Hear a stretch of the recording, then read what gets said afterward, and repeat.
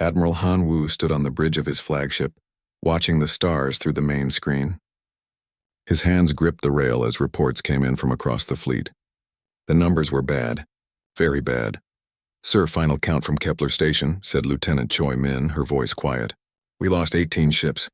3,000 crew members dead or missing." Han Wu closed his eyes for a moment. 3,000 families would get terrible news today. 3,000 people who would never see Earth again. The Vorthons had hit them hard at Kepler Station and humanity was bleeding. "Thank you, Lieutenant," he said. "Send my report to Earth Command." The war had been going on for 3 years now. It started when the Vorthons came to human space thinking they could just take what they wanted. They looked at humans and saw weak creatures from a small world. They were wrong about that. Captain Lee Sung walked up to Han Wu. His uniform was still dirty from the last battle. "Admiral, the fleet is ready to move. Where are we going next?" "We wait for orders," Han Wu said. "Earth Command is trying to figure out what the Vorthons will do next." The Vorthons were strange creatures. They had 6 arms and legs with hard shells like giant bugs. Their weapons were powerful and they had many ships. But they were not as smart in battle as they thought they were. Dr. Park Hai came onto the bridge carrying a data pad. She was the ship's expert on alien life. "Admiral, I have news about the Vorthon communications we captured." "What did you find?" Han Wu asked. "They are talking to each other more than usual. Something is making them nervous. Some of their commanders are asking questions about the war." Captain Lee Sung looked interested. "What kind of questions?" "They want to know why the war is taking so long. They thought humans would be easy to beat. Now they are losing ships and soldiers, and some Vorthons are not happy about it." Han Wu thought about this. The Vorthons had never faced humans before. They fought other aliens who gave up quickly or died easily. Humans were different. Humans fought back, even when things looked hopeless. "Keep listening to their messages," Han Wu told Dr. Park. "We need to know what they are planning." Commander Kim Tae joined them on the bridge. He led the special soldiers who boarded enemy ships. His teams were called Reapers because they were very good at fighting in close spaces. "Admiral, my teams are ready for the next mission. Just tell us where to go." Han Wu liked Kim Tae. The man was tough and never gave up. His soldiers were the same way. They had boarded many Vorthon ships and learned how to fight the aliens up close. "We might not have long to wait," Han Wu said. "Our scouts are seeing something big happening in Vorthon space." Lieutenant Choi Min looked up from her station. "Sir, message coming in from Earth Command. Priority 1, put it on screen." The face of Admiral Song Ray appeared. She was Han Wu's old teacher and friend. She looked tired and worried. "Han Wu, we have a problem. Our long-range sensors show the Vorthons are gathering their entire fleet near the Proxima Nebula. Every ship they have. We think they are getting ready for one big attack on Earth." Han Wu felt cold. "How many ships?" "More than 2,000. Maybe 3,000. It is the biggest fleet we have ever seen." The bridge went quiet. Everyone could hear what Admiral Song Ray was saying. The Vorthons were bringing everything they had for one final battle. "What are your orders?" Han Wu asked. "Bring your fleet home. We need every ship to defend Earth. This might be our last chance to stop them." The screen went dark. Han Wu looked around the bridge. His crew was scared, but they were still ready to fight. That was what made humans special. They did not give up even when the odds were bad. "Set course for Earth," Han Wu ordered. "Maximum speed." "Yes, sir," said the pilot. As the fleet began to move, Dr. Park Hai came back with more information. "Admiral, I found something else in the Vorthon messages. They are talking about final solution and complete cleaning. I think they want to kill every human alive." Captain Lee Sung made an angry sound. "They are not just trying to win the war. They want to destroy us completely." "That sounds right," said Commander Kim Tae. "We have seen what they do to planets they capture. Nothing lives after they are done." Han Wu knew this was true. The Vorthons did not take prisoners or make deals. They killed everything on worlds they conquered. Men, women, children, even animals. They wanted those worlds empty so they could use them. "How long until we reach Earth?" Han Wu asked. 4 days at maximum speed," said the pilot. "And how long until the Vorthons get there?" Dr. Park Hai checked her data.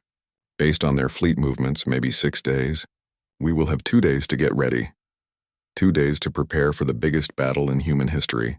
2 days to figure out how to beat an enemy with 3 times as many ships." Han Wu had been in many battles, but nothing like this. "Send a message to all ship captains," Han Wu said. Tell them to check their weapons and prepare their crews. We are going home to fight for everything we care about." Lieutenant Choi Min sent the message. Soon replies came back from every ship in the fleet. The captains were ready. The crews were ready. Humanity was ready to make its stand. As the fleet moved through space toward Earth, Han Wu thought about what was coming. The Vorthans had made a mistake when they decided to attack humanity. They thought humans were weak because Earth was a small world. But Earth was not a gentle place. It was a world of storms and earthquakes, of dangerous animals and deadly weather. Humans had to be tough just to survive there. Now the Vorthans would learn what it meant to fight creatures from a death world. They would learn that humans did not surrender, did not give up, and did not show mercy to enemies who wanted to destroy them completely. The final battle was coming, and humanity would be ready. The battle was over in 12 hours. Admiral Han Wu stood on his bridge, looking at the wreckage floating in space. Thousands of Vorthon ships had been destroyed. The survivors were fleeing toward their homeworlds carrying news of their defeat. "Final count," reported Captain Lee Sung. 2,100 Vorthon ships destroyed, 187 escaped. We lost 43 ships but saved Earth and every human colony. The numbers told the story. Humanity had won the greatest military victory in galactic history. The Vorthon Empire, which had conquered dozens of worlds, had been broken in a single battle. Colonel Ryu Hana contacted them from one of the captured Vorthon ships. "Admiral, you need to see what we found in their main computer systems." "What is it?" Han Wu asked. "Complete records of everything the Vorthons have done for the past 500 years. They have destroyed 67 different species. Billions of innocent lives wiped out. We were not their first target, and we would not have been their last." Dr. Park Hai studied the captured data. "Admiral, this information shows that the Vorthons have been spreading across the galaxy like a plague. They destroy any species that might become a threat to them." Chief Analyst Moon Kai found even more disturbing information. "Sir, they have detailed studies of human biology. They were planning to use us for experiments. They wanted to learn how Deathworld species develop, then use that knowledge to make their own soldiers stronger." The crew realized that the war had been about more than territory or resources. The Vorthons had seen humanity as a dangerous species that needed to be studied and then destroyed. They had been afraid of what humans might become if they were allowed to grow and spread across the galaxy. Ambassador Zhou Wan came aboard the flagship to document what had happened. She was part of the diplomatic corps, and her job was to record important events for history. "Admiral Han Wu," she said, "the battle you fought here will be remembered for thousands of years. You have saved not just humanity, but probably dozens of other species that the Vorthons would have destroyed in the future." "We did what we had to do," Han Wu replied. "The Vorthons made their choice when they decided to try to exterminate us." News of the battle spread quickly through the galaxy. Within days, alien ships began arriving at Earth. But these were not enemies. They were representatives from other species that had been hiding from the Vorthons. Captain Yunda's stealth ship intercepted several of these visitors. "Admiral, we have delegates from 12 different worlds. They all want to meet with human leaders. What do they want?" asked Captain Lee Sung. "Protection. They have been living in fear of the Vorthons for generations. Now they want to make alliances with the species that defeated the Empire." Admiral Song Ray came up from Earth to meet with the alien delegates. She was amazed by what they told her. "Han Wu, these species have been praying for someone to stop the Vorthons. They call us the liberators from the Death World. The aliens had never seen anything like human military tactics. Most species in the galaxy came from safe, peaceful worlds. When they fought wars, they used formal rules and tried to minimize casualties. The idea of total war was foreign to them. They cannot understand how we fight," explained Dr. Park Hai. "Most aliens see war as a game with rules. We see it as survival. When someone threatens to exterminate us, we respond with overwhelming force." Lieutenant Choi Min had been monitoring communications across the galaxy. "Sir, word of our victory is spreading fast. The remaining Vorthon worlds are in chaos. Some are surrendering to their own colonies. Others are trying to hide from any species that might want revenge." The psychological impact of the battle was as important as the military victory. For centuries, the Vorthons had been seen as unbeatable. Now everyone knew they could be defeated by a species that refused to give up. Commander Kim Tae led teams to explore the wreckage of Vorthon ships. "Admiral, we are finding incredible technology. Weapons, shields faster than light drives. The Vorthons were much more advanced than we thought. Can we use their technology? Asked Han Wu. Yes, sir. Our engineers are already figuring out how their systems work. In a few years, human ships will be much more powerful. Chief Engineer Oh Hyun was excited about the possibilities. Admiral, with Vorthon technology, we can build ships that are twice as fast and 3 times as strong as anything we have now. No alien empire will ever threaten us again. But Admiral Han Wu was thinking about more than just military power. The battle had changed humanity's place in the galaxy. Before the war, humans had been a small unknown species. Now they were famous across dozens of worlds. What do the other aliens think of us? He asked Ambassador Jo Wan. They are afraid of us, she admitted, but it is respectful fear. They know we do not attack innocent species. We only fight those who threaten us. They see us as protectors, not conquerors. Dr. Park Hai had been studying the psychology of the alien delegates. Admiral, these species have never met anyone like us. Most of them have never fought a real war. They cannot imagine doing what we did to the Vorthons. Good, said Han Wu. Let them remember what happens when someone tries to destroy humanity. 6 months after the battle, human ships were patrolling the former Vorthon territories. They were not conquerors, but peacekeepers. Their job was to make sure that no new empire could rise to threaten innocent worlds. The aliens called this period the Peace of the Death World. For the first time in centuries, species across the galaxy could develop without fear of being destroyed by a larger empire. Admiral Han Wu received reports from across human space. New colonies were being founded. Trade agreements were being signed with alien species. Humanity was growing stronger and more influential every year. Sir, said Captain Lee Sung, we have become the most powerful military force in known space. Every species wants to be our ally. That is good, Han Wu replied. But we must remember why we fought. We did not fight to become conquerors. We fought to survive. Lieutenant Choi Min brought news from Earth Command. Admiral, they want to promote you to Fleet Commander of all human forces. You would be in charge of protecting our entire civilization. Han Wu thought about the offer. It was a great honor, but also a great responsibility. Humanity had become the guardians of galactic peace whether they wanted to or not. Accept the promotion, he decided. Someone needs to make sure that what happened to the other species never happens to humanity. As Admiral Han Wu looked out at the stars, he knew that the galaxy had changed forever. The Vorthon Empire was gone, destroyed by its own cruelty and the fury of a Deathworld species that refused to die quietly. Humanity had learned an important lesson from the war. The universe was full of dangers, but it was also full of opportunities. By being strong and determined, humans could protect not just themselves but other innocent species as well. The Deathworld had delivered its verdict, and the galaxy was safer because of it. The species from Earth would continue to grow and explore, carrying with them the knowledge that sometimes mercy could only be earned through strength. The stars belonged to humanity now, and they would never let anyone take them away. Admiral Han Wu made his decision. He turned to Lieutenant Choi Min and spoke in a clear, cold voice. Send this message to Overlord Thrixon. Tell him that humanity rejects his surrender. Tell him that we will show the same mercy he showed to our colonies. The bridge crew stared at him in shock. Some looked relieved, others looked worried. But all of them understood what this meant. The war would continue until one side was completely destroyed. Sir, are you certain? Asked Dr. Park Hai. Yes. Send the message. Lieutenant Choi Min's hands shook as she transmitted the response. Within minutes, the reply came back from the Vorthon fleet. Overlord Thrixon was angry and confused. His species had never been denied mercy before.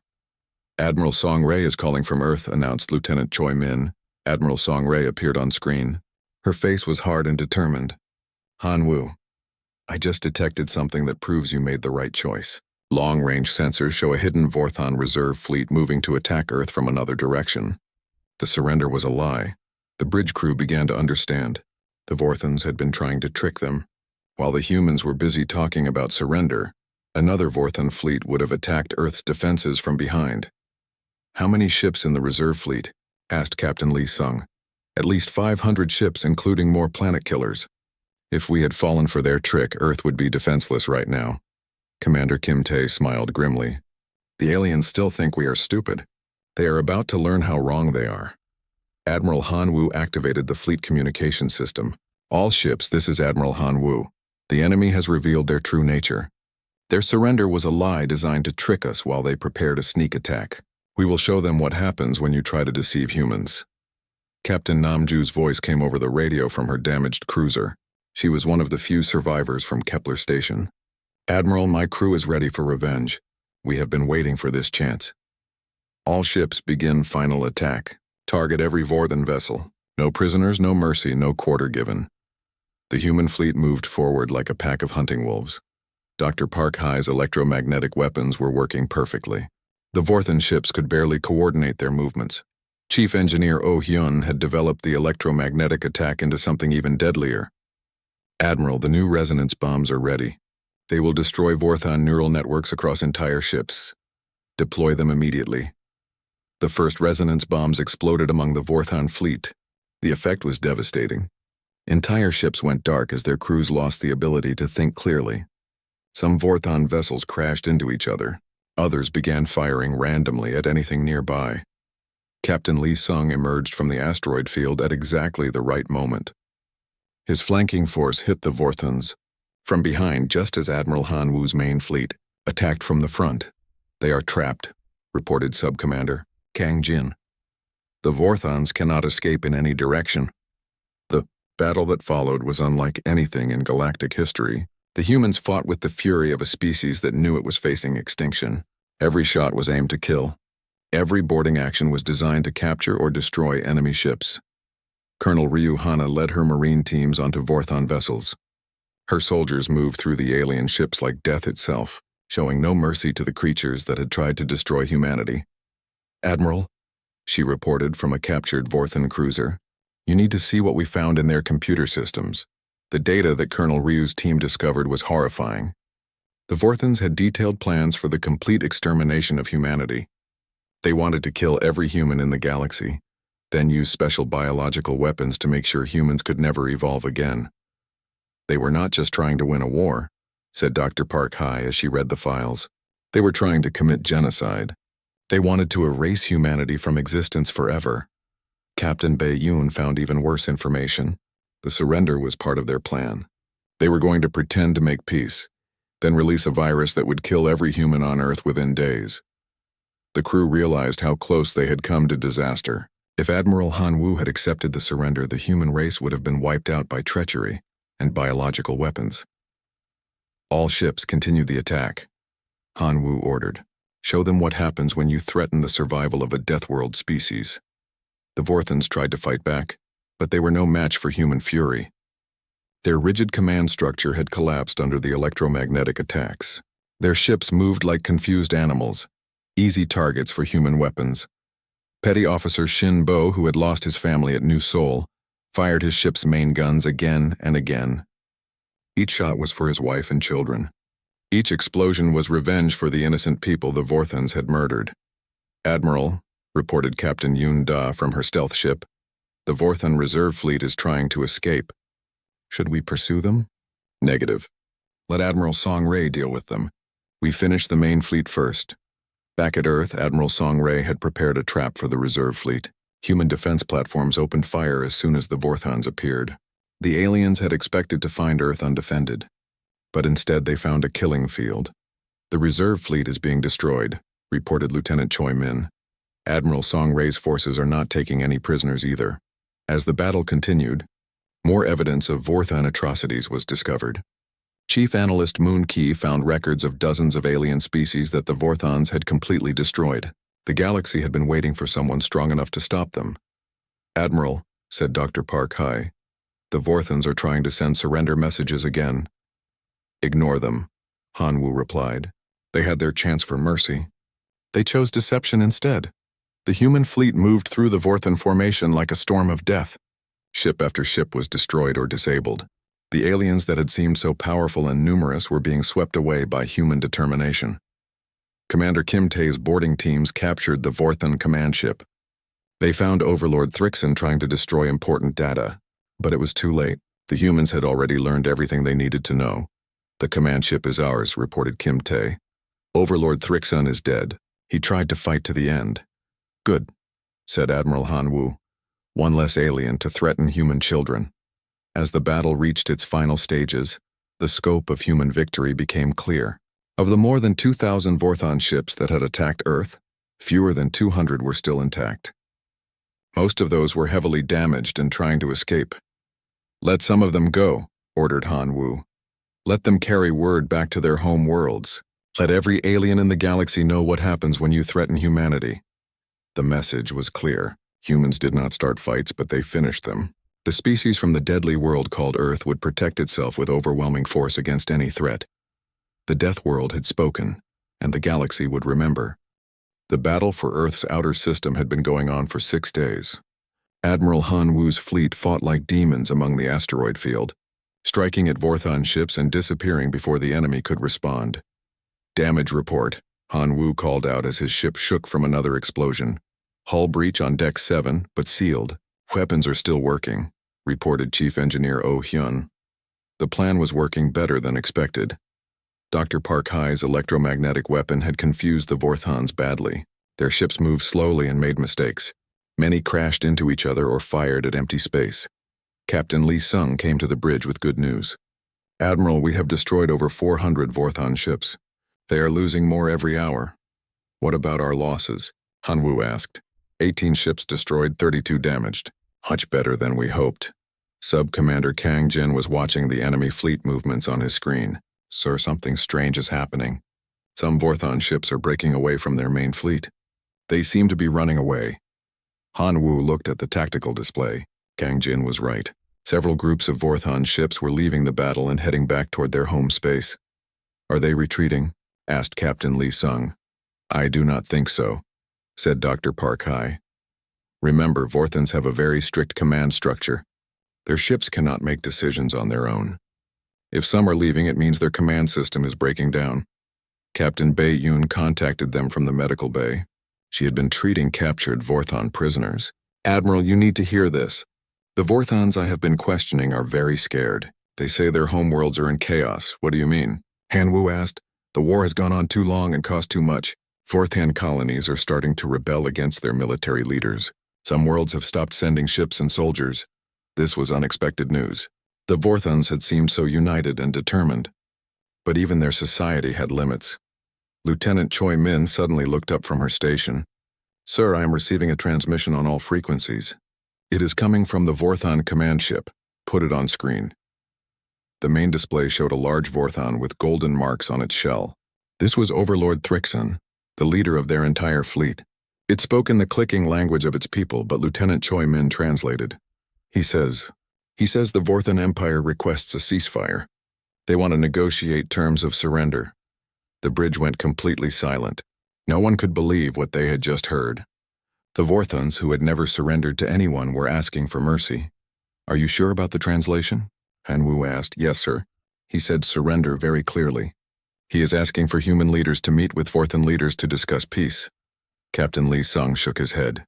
"This has to be a trick. The Vorthons do not surrender. They fight until they are all dead." Dr. Park Hai was studying her data about Vorthon psychology. "Actually, this might be real. Vorthons are very logical. If they calculate that they cannot win, they might actually give up." More information came in from across the fleet. The Vorthons had stopped firing their weapons and were holding position. Their ships were not trying to advance toward Earth anymore. "Admiral Song Ray is calling from Earth," announced Lieutenant Choi Min. Admiral Song Ray appeared on screen. She looked surprised and confused. "Han Wu, did you hear that transmission?" "Yes, what do you think?" "I have been fighting aliens for 20 years and I have never seen anything like this. The Vorthons are offering to surrender their entire fleet." Sub-Commander Kang Jin provided more details. "Sir, our intelligence shows that Vorthon losses are massive. They started with over 2,000 ships. Now they have maybe 1,200 left, and many of those are damaged." Captain Bai Yun added her observations. "The Vorthon prisoners are talking about civil war on their homeworlds. The military caste is losing control. Some colonies are declaring independence." Commander Kim Tae, who had been quiet during the discussion, finally spoke. "Admiral, I do not trust this. The Vorthons have killed millions of our people. They have destroyed entire colonies. Why would they suddenly want peace?" "Because they are losing," said Dr. Park Hai. "And they know that humans are much more dangerous than they thought." Hanwoo walked to the front of the bridge and stared at the tactical display. The Vorthan fleet was just sitting there waiting for an answer. He had to make a decision that would affect the future of both species. "Sir," said Lieutenant Choi Min, "Overlord Thrixon is waiting for a response. What should I tell him?" Everyone on the bridge looked at Admiral Hanwoo. The crew was divided. Some wanted to accept the surrender and end the fighting. Others wanted to continue the attack and destroy the aliens completely. "Admiral," said Captain Lee Sung quietly, "remember what they did to New Seoul. Remember Kepler Station. They showed no mercy to our people." "But sir," said Dr. Park Hai, "if we accept their surrender, we could save millions of lives on both sides. The war would be over." Commander Kim Tae stepped forward. "With respect, Doctor, the war will only be over when we are sure the Vorthans can never threaten us again." Petty Officer Shinbo, who worked at the weapons station, had been listening to the discussion. He had lost his entire family when the Vorthans destroyed New Seoul. "Admiral," he said, "my wife and children are dead because of them. They did not ask for mercy when they were killing innocent people. Why should we give them mercy now?" Admiral Song Rai's voice came from the screen. "Hanwoo, whatever you decide, you need to decide quickly. The longer we wait, the more time they have to prepare some kind of trick." Hanwoo thought about everything he had seen during the war. The Vorthans had been completely ruthless. They had killed civilians, destroyed homes, and tried to wipe out the human race. They had only offered surrender when they realized they were losing. But he also thought about what would happen if the fighting continued. More humans would die. More ships would be destroyed. And there was no guarantee that humanity would win in the end. "Sir," said Sub-Commander Kang Jin, "I am detecting movement in the rear of the Vorthan fleet. Some ships are changing position." Dr. Park Hai checked her sensors. "Those ships are powering up their weapons. Admiral, I think this surrender offer might be a deception. They could be preparing for a surprise attack." The moment of decision had arrived. Admiral Hanwoo had to choose between accepting an enemy surrender or continuing a war that had already cost so much. Whatever he decided would determine the fate of both humanity and the Vorthan Empire. He looked around the bridge one more time, seeing the faces of his crew. They were waiting for his orders, ready to follow whatever decision he made. The future of two species hung in the balance. The human fleet reached Earth orbit with 1 day to spare. Admiral Hanwoo looked down at his home world through the main screen. The blue and green planet looked peaceful, but he knew that would change soon. "Fleet status report," Hanwoo ordered. Captain Lee Sung read from his datapad. "We have 87 ships ready for battle. The Vorthans have at least 2,000. Our weapons are loaded, and all crews are at battle stations." The numbers were terrible, but Hanwoo had a plan. He called all his ship captains to a meeting on his flagship. They gathered in the main conference room, their faces serious. "We cannot win by fighting them straight on," Hanwoo said. "But we do not have to. We just have to hurt them enough that they cannot destroy Earth." Captain Yoon Da, who commanded a small stealth ship, spoke up. "What do you want us to do?" "I am splitting the fleet in half. One group will stay here with Admiral Song Rai to defend Earth. The other group will come with me through the Titan's Gate asteroid field. We will attack the Vorthans from behind while they are fighting the defense fleet." Many of the captains looked worried. The Titan's Gate was dangerous. The asteroids moved fast and could crush ships, but it was the only way to surprise the Vorthans.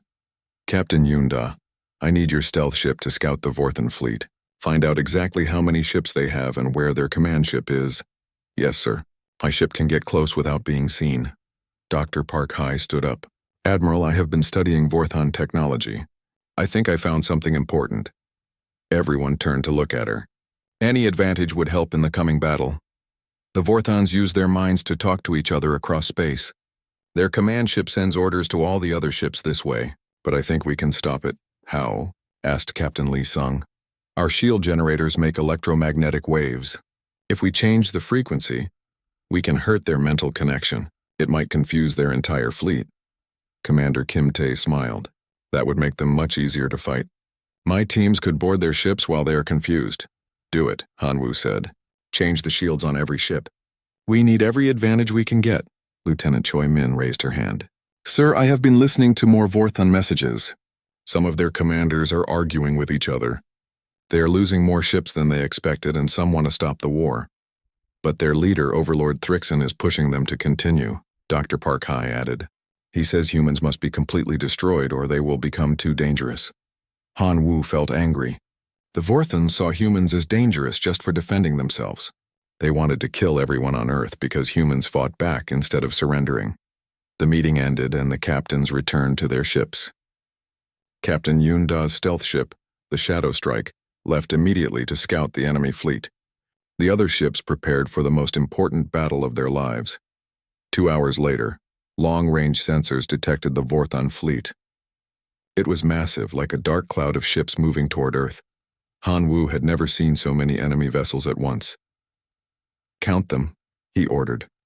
Lieutenant Choi Min worked at her station for several minutes. "Sir, I count over 2,000 ships. Some of them are bigger than anything we have seen before." Captain Lee Sung came to Han Wu's side. "Those big ships might be planet killers.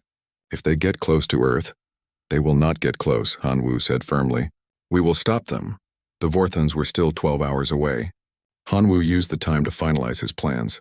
Half the fleet would go with him through the asteroid field. It was risky, but it was their only chance to surprise the enemy. General Lim Su contacted them from Earth's surface. He was in charge of defending the planet if any Vorthons made it through the fleet. "Admiral, my ground forces are ready. We have weapons hidden all over the planet. If they try to land, we will make them pay for every step." "Let us hope it does not come to that," Han Wu replied. Chief Engineer Oh Hyun reported that the shield modifications were complete. All ships now have the new electromagnetic frequency. When we activate it, the Vorthons should have trouble thinking clearly. Dr. Park Hai looked nervous. "I should mention that we are not completely sure this will work. We have never tested it on living Vorthons." "We will find out soon enough," Han Wu said. Captain Yunda's voice came over the radio from her stealth ship. "Admiral, I am close to the Vorthon fleet. What I see is terrifying." "Report," Han Wu ordered. "They have 2,300 ships. The command ship is in the center, heavily protected but not heavily armed. But Admiral, they have 12 planet killers. Each one can destroy all life on a world." Han Wu felt sick. 12 planet killers was enough to turn Earth into a dead rock. The Vorthons really did want to destroy everything.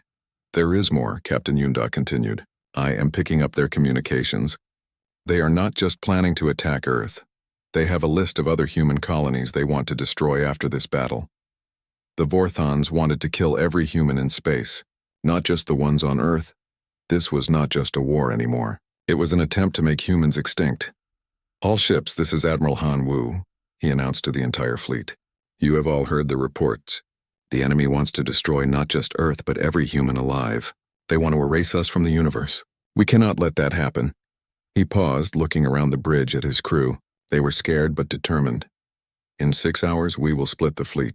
Some of us will go through the asteroid field to attack from behind. It is dangerous, but we have no choice. Remember, we are not just fighting for ourselves. We are fighting for every human who has ever lived and every human who might be born in the future." The crew nodded. They understood what was at stake. Lieutenant Choi Min received another message. "Sir, the Vorthons are starting to move faster. They will be here in 8 hours, not 12. "Change of plans," Han Wu said quickly. "We leave for the asteroid field in 2 hours. Signal the fleet to prepare for immediate departure." As the ships got ready to move, Dr. Park Hai made one final check of her electromagnetic weapon. "Admiral, if this works, we might have a real chance. If it does not work, then we fight them the old way," Han Wu said. With courage and determination, the time for planning was over. Soon the human fleet would split up and begin the most dangerous mission in their history. Some ships would go through the deadly asteroid field, while others prepared to face overwhelming odds defending Earth. But Han Wu was not afraid. Humans had always been survivors. They had survived ice ages and plagues, wars and disasters. Now they would survive the Vorthons no matter what it cost.